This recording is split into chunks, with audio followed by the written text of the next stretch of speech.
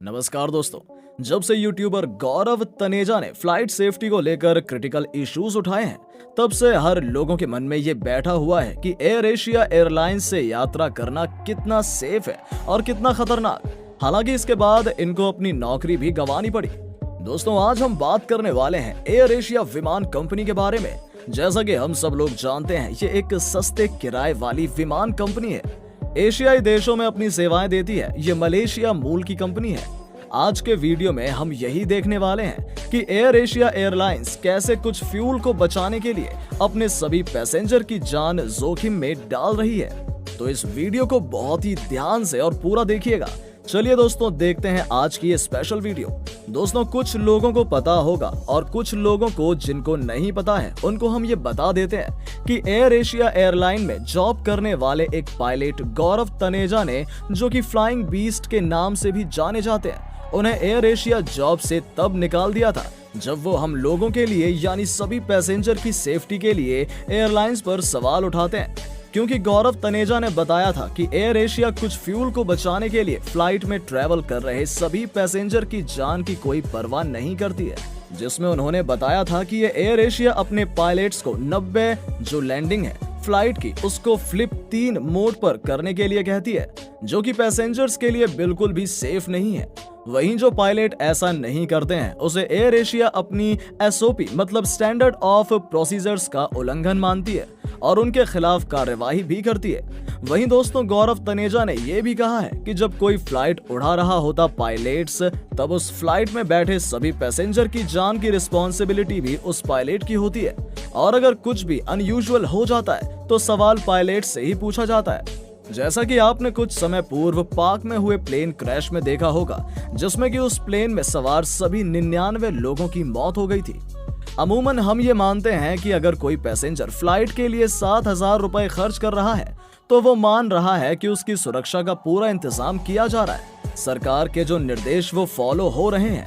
हम आम लोग जो पैसेंजर हैं, उनको नहीं पता कि पर्दे के पीछे क्या होता है, मतलब कुछ फॉलो होता भी है या नहीं होता।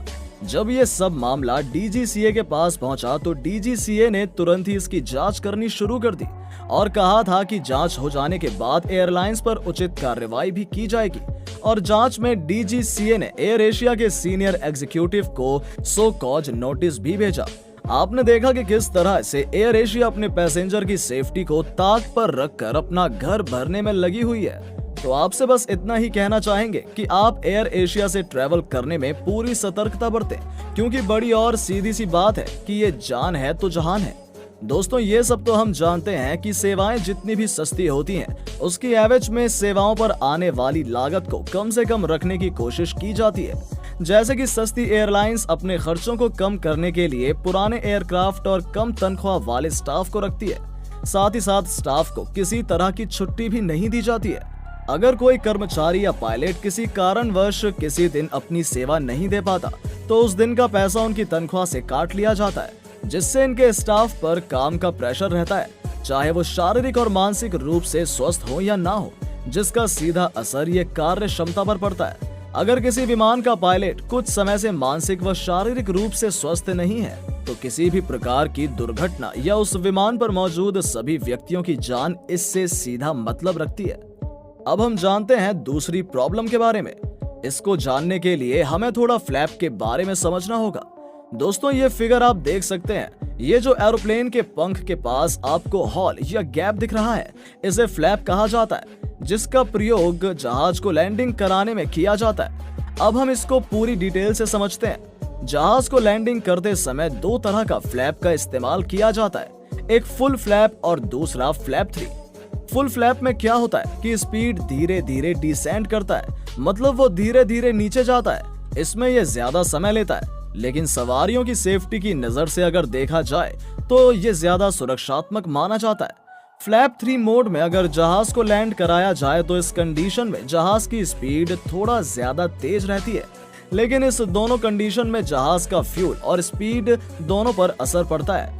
फ्लैप 3 में फ्यूल कम खर्च होता है क्योंकि वो अचानक और तेजी से नीचे की ओर आता है। एयर एशिया एयरलाइंस पायलट पर दबाव बनाती है कि 90% लैंडिंग फ्लैप 3 मोड पर होनी चाहिए, और अगर वो ऐसा नहीं करते हैं तो उनका बोनस काटा जाता है। मतलब देखा जाए तो पायलट के ऊपर ये जबरदस्ती दबाव बनाया जाता है कि आपको फ्लैप 3 मोड में ही जहाज को लैंड कराना है ताकि कम फ्यूल खर्च हो और उस कंपनी को ज्यादा मुनाफा हो। लेकिन यात्रियों की सेफ्टी को अगर देखा जाए तो ये वहाँ पर खतरनाक भी साबित हो सकता है जहाँ फ्लैप 3 का इस्तेमाल करना सही नहीं है।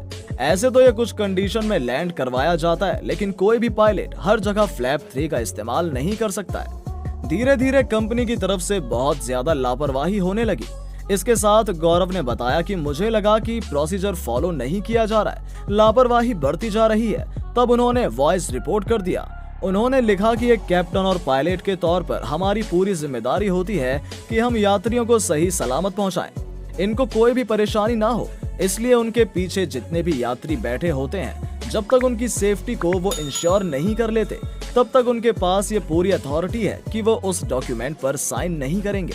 उन्होंने अपनी जिम्मेदारी दिखाते हुए कहा कि ये हमारी रिस्पॉन्सिबिलिटी होती है कि किसी भी डॉक्यूमेंट को साइन करने से पहले वो अपने यात्रियों की पूरी तरह से सेफ्टी की जांच कर लें।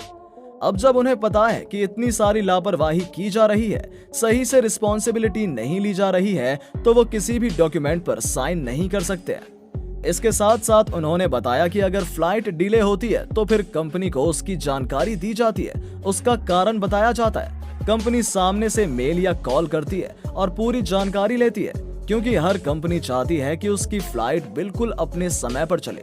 हालांकि ये तो पायलट की भी जवाबदेही होती है कि वो हमेशा सही समय को फॉलो करे, लेकिन यदि किसी कारणवश फ्लाइट देर होती है तो उसका पूरा जायजा लिया जाता है। फ्लाइट में ओटीपी का सबसे ज्यादा महत्व होता है, जिसका मतलब होता है ऑन टाइम परफॉर्मेंस। दोस्तों, उनको सबसे ज्यादा दुख इस बात का था कि जब हमें लगा कि यात्रियों की सेफ्टी सेफ नहीं है, और जब उन्होंने डॉक्यूमेंट पर साफ साफ लिखा कि इस लापरवाही और इस तरह की लैंडिंग के दबाव से इसमें सवार यात्रियों की जान खतरे में है, मेरी जान को खतरा है, इसलिए मैं इस डॉक्यूमेंट पर साइन नहीं कर सकता। एक और देखा जाए तो ये उनके लिए बहुत बड़ी समस्या थी, लेकिन उन्होंने बताया कि इसका कारण जानने के लिए उनको आज तक कंपनी से मेल या कॉल नहीं आया। इसके कारण उनको लगा कि ये कंपनी को किसी की परवाह नहीं है। जब फ्लाइट 1 मिनट की डिले होती है तो उसका पूरा जायजा लिया जाता है, लेकिन यहाँ इस पर सवार सारे यात्रियों को खतरा है, कंपनी को इसकी परवाह नहीं है। इसलिए अगले दिन उन्होंने काम पर जाने से साफ मना कर दिया। उसके बाद ट्विटर पर #बॉयकॉट एयर एशिया ट्रेंड होने लगा।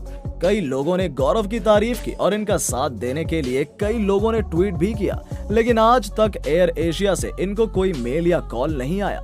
दोस्तों, आपने खुद देखा कि किस तरह से एयरलाइन वाले अपने प्रॉफिट के चक्कर में लोगों की जान से खेलते हैं। आपको गौरव तनेजा का ये कदम कैसा लगा, कमेंट करके जरूर बताइएगा। और आपको भी यदि लगता है कि एयरलाइन में यात्रियों की सेफ्टी के लिए कुछ सावधानी बरतनी चाहिए, तो वो भी कमेंट करके जरूर बताएं। दोस्तों, अगर आपको ये वीडियो अच्छी लगी हो तो अपने सोशल मीडिया पर जरूर शेयर करें। उम्मीद करते हैं कि आपने ये फैक्ट बाबा हिंदी चैनल अब तक सब्सक्राइब कर लिया होगा, जिससे हमारी अगली इंटरेस्टिंग वीडियो आप तक पहुंचती रहेगी। अगर आपके पास किसी भी तरह के सुझाव हैं तो कमेंट बॉक्स में जरूर बताएं, ताकि हम अगली वीडियोस को और बेहतर बना सकें। चलिए मिलते हैं एक नई वीडियो के साथ, तब तक के लिए नमस्कार।